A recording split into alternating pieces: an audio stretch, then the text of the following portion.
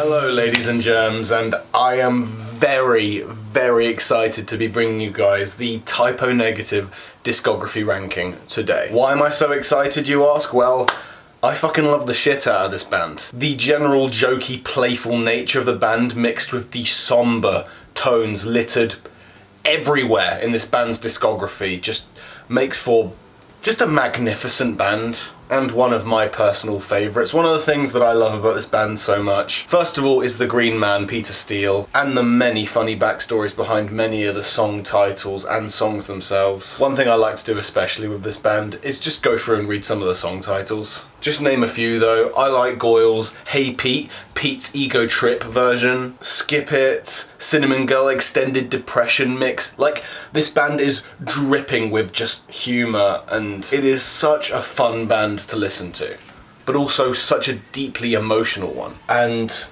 I'm going to be ranking all 7 of their albums today. Yes, all 7. Origin of the Feces will be included in this, because fuck anyone who thinks that album doesn't stand among the rest of their albums. But yeah, we're going to go through and rank the albums in order of my least favourite to my absolute favourite. I want to preface the fact that all 7 of these albums live rent-free in my brain, so the fact of ordering these in any order is just arbitrary. They're all my favourite, really, if you think about it. That's what I'm trying to say. But for the purpose of this video, I put them in an order of least favourite to favourite, and we're going to go through the list today. Alright, coming at the 7th spot, my personal least favourite Typo Negative album.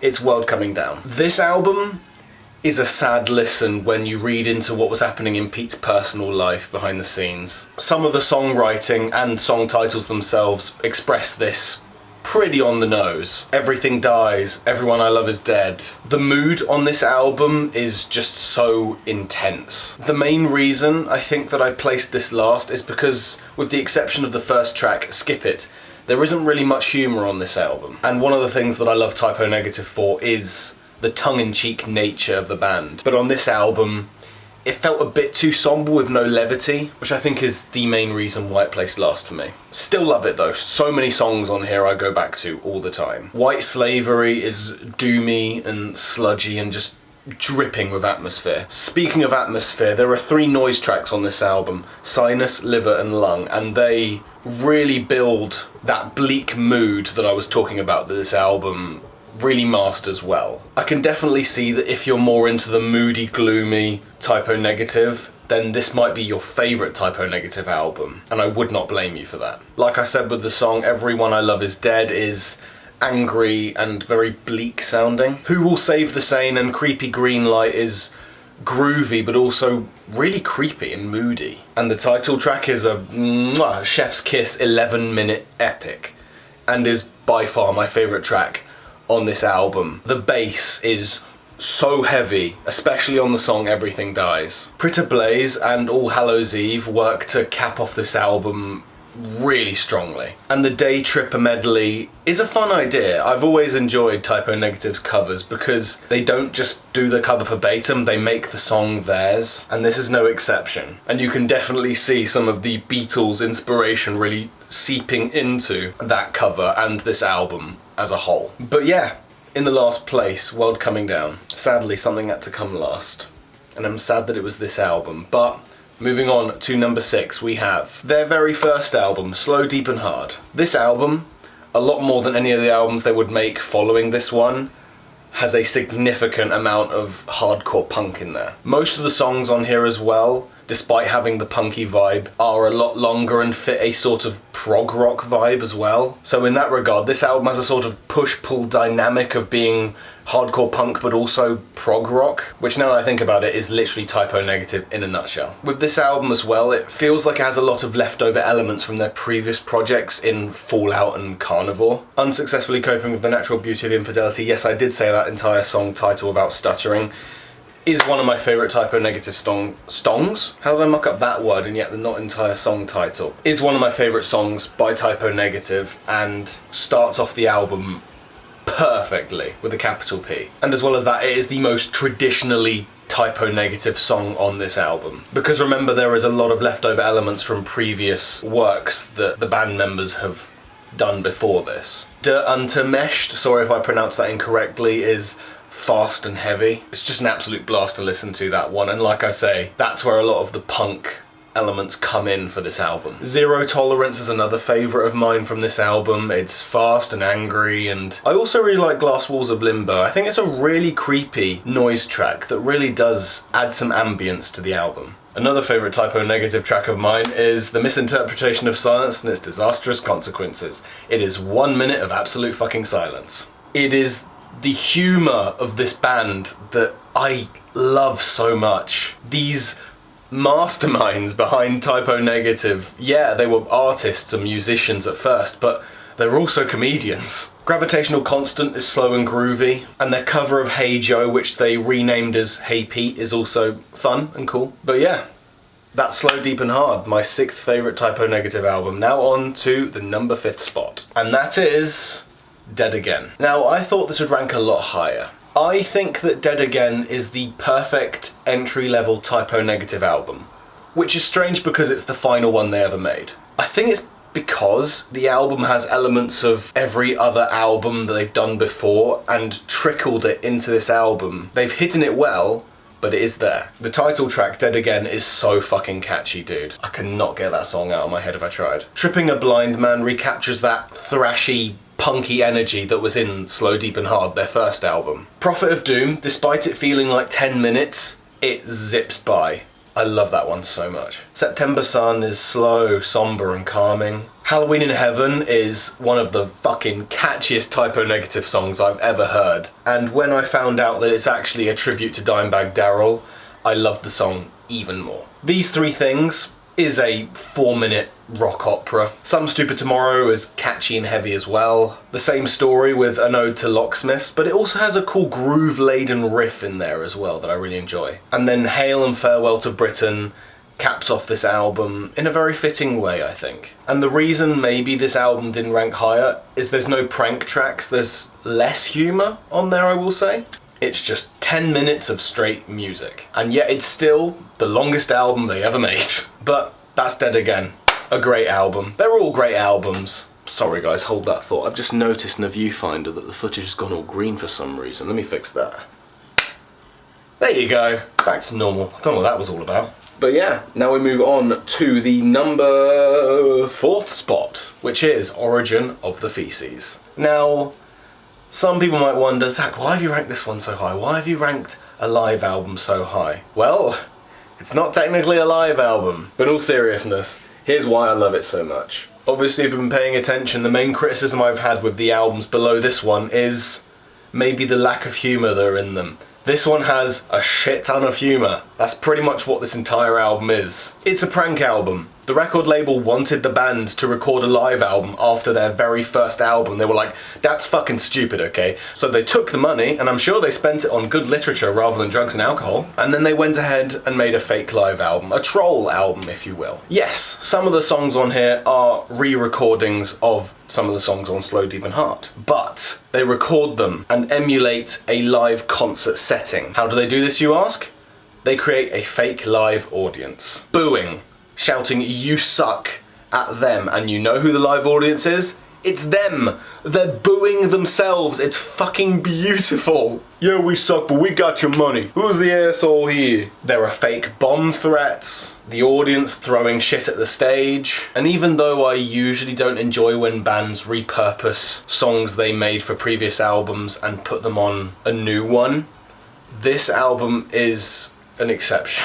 Just because it was all made in good fun. And the fact of a fake live performance of these songs make this album one of the most fun listens I've ever had of an album. And ever since I first heard it, I've had so much fun listening to it. Because it's a performance, man. It's a hilarious performance. This album, more than any of the others, is best experienced all the way through. You need to listen to the whole thing to get the full experience. Otherwise, yeah, you maybe won't like Origin of the Feces, but if you view it as a whole package, a whole performance, you'll fucking love it. Just like I do. They do also have a cover of Paranoid at the end of the album, and I did not realise it was Paranoid until I started hearing the lyrics, man. Typo Negative just manages to take a song, cover it, and make it totally their own. Oh, I almost forgot to mention, my favourite part on this album is when Pete goes to the audience and says, "This is our last song of the night," and the crowd cheers. Gets me every time. I love it. And the cherry on top of it all is how cursed this album is. All the way down to the original album cover. And if you're wondering what the original album cover, just imagine in your head what the origin of the Feces would be. And you'll get an idea. It's Pete's gaping bumhole. But yeah, I would comment on every individual track that's on here, but most of the songs, like I say, are re-recordings or covers. There are a couple original songs that were B-sides on Slow, Deep and Hard that they put onto this one. But all the same, this album is a complete package that you have to experience all the way through to get a full idea of how great it is, okay? But there you go. That's my number 4 spot, Origin of the Feces. Now on to number 3, and that is October Rust. I'm surprised this didn't rank first, man. This album is sublime. It is great. It has everything that I love about Typo Negative in an album. It has the prank track with Slow Ground being just the sound of static to start off the album. It also has the gloomy songs like Love You to Death, which, by the way, is the single best love song ever written. Be My Druidess is so catchy, and the riff for that song just lives rent-free in my brain all the time. And Pete really wants to hammer that point in that song that he will do anything to make you come. Green Man is catchy and has a really cool bouncy rhythm to it. Going back to the moody and somber tones, Redwater Christmas Morning is really just soothing to listen to, but also puts you into a deep thought. Also happens to be one of my favourite Christmas songs. My Girlfriend's Girlfriend is groovy and catchy as well. Pete's singing. I love his singing throughout all of their discog, but Die With Me, his voice in that song is so gentle that he's almost whispering. It is so beautifully done. In Praise of Bacchus is slow and doomy as well. And then their covers, Cinnamon Girl and Black Sabbath, like I say with every other Typo Negative cover, they make the songs totally their own. The use of synths in Wolf Moon is also, I think, well placed. And then Haunted is slow and creepy as well. This album just fires on all cylinders. There isn't anything I dislike on this album. It's just so great. But yeah, that's my third favourite, October Rust. My second favourite is Bloody Kisses. Alright, I'll be the first to admit it. Nostalgia might have played a big part in how high this album ranked. Most of the songs on this album I listened to from a young age. Like Black Number 1, Christian Woman and Too Late Frozen are songs that I kind of know off by heart just because I heard them from a young age. But there is a lot to love on this album, and there's no surprise that this album gave the band their big break of fame, because this shit is brilliant. This is also the first album where a significant staple in the Typo Negative toolbox with their album starts on this album, where they introduce like noise tracks and really go hard on like the atmosphere building. Christian Woman has a gorgeous melody and harmony. Black Number 1, I've already mentioned it, but it's iconic for a reason. Kill All the White People is fast, heavy, and is such an earworm, dude. Summer Breeze, despite it being the song I least expected a metal band to cover, is so calming. Such a beautiful cover, that one. There's a really cool transitional point between Summer Breeze and Set Me on Fire that I really enjoy. We Hate Everyone is one of my personal favourite Typo Negative songs, and like I say with Christian Woman and Black Number 1, is iconic for a reason, man. The title track, aka The Death in the Family, is a 10-minute masterpiece. That one's so good. Too Late Frozen is a really cool groovy riff, same with Blood and Fire, another song that I listened to from a young age. 2 underrated tracks, I must say as well. Can't Lose You is full of that Typo Negative emotion that they're so well known for. And then Suspended in Dusk is just pure doom metal. But yeah, that was my number 2, and if you've been paying attention, you know what my number 1 is. It shouldn't really be a surprise. I've raved and ranted about how great this album is for so long to so many friends, and probably on the channel as well. But it is Life Is Killing Me. You can tell that Typo Negative was looking to experiment with this one. I can see the Black Sabbath influences coming through in songs like 13, even though that song is only 1 minute long. I Don't Wanna Be Me is iconic for a reason. Such a good song, that one. Less Than Zero has a bouncy groove in the chorus. Todd's Ship Gods is gloomy and yet also catchy. I Like Goyles is also so catchy as well, and when you hear the backstory behind this song, how it's Pete trying to set the record straight, if you will, because of that Playboy kerfuffle, it makes at least me love the song even more. It's just so funny to listen to. A Dish Best Served Coldly and How Could She are both chuggy and heavy and are great songs to headbang to. The title track is obviously an anthem as well. That one never gets old, honestly. Same with Nettie. Nettie is such an emotional song, especially when you hear who it's written about. Also, I love the guitar tone in We Were Electrocute as well. If You Don't Kill Me, I'm Going to Have to Kill You, also known as Gimme That, has such a really strong doom metal sound to it. It's so good. And like I say, with every Typo album, they need at least one cover in it.